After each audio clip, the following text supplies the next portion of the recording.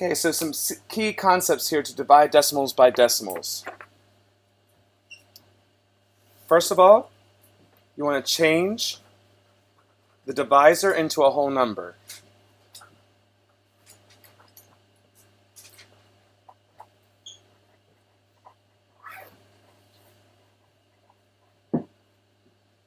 To do this, you need to multiply both sides, multiply both the divisor and the dividend by the same power of 10.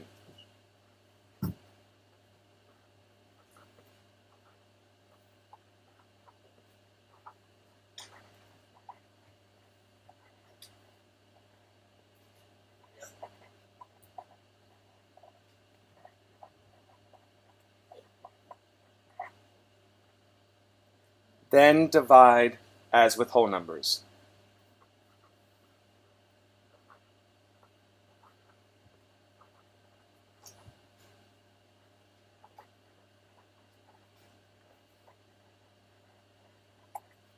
So let's look at an example.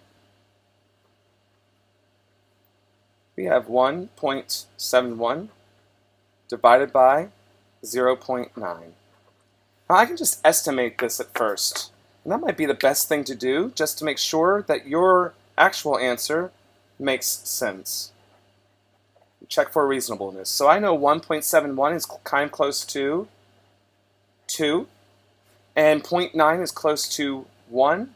And so my answer should be 2 divided by 1. My answer should be close to 2. So let's take a look. So that first step is we take 1.71 and I divide by 0.9. But I need to make this a whole number. So that means I'm going to move this over by 1 power of 10, which means I move this decimal place over by 1 power of 10. And this leads to what we were talking about yesterday when we were dividing by whole numbers. So now that you have that set up, I can actually just go ahead and divide like we did yesterday. 17.1 divided by 9. 9 I know does not go into 1, but 9 does go into 17 once. 1 times 9 is 9. I subtract, I get 8. 9 does not go into 8, so I can carry down my 1. And I see that 9 goes into 81 9 times. So 9 times 9 is 81. I subtract with a remainder of 0. And now all I have to do is bring up that decimal, and the answer is 1.9. Check for reasonableness. Is that close to my estimate? Yes. So that seems reasonable. So one more example. I have 0.009 divided by 0.18. Seems very overwhelming, so let's just set up the division problem. We have 0.009 divided by 0.18. I have to move this over twice this time. So I'm going to move this over twice.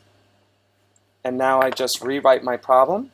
That is 0.009, decimal goes there, divided by 18. Well, I know 18 does not go into 0, and 18 does not go into that 0, and 18 does not go into that 0, and 18 cannot go into 9. So I guess I now have to add another 0. And now I can put 18 into 90. So 18 goes into 90 5 times. 5 times 18 is 90. Subtract, I get 0. And so my answer here is, if I carry up this decimal, that's point, and that x represents a 0, 5, and that is my answer.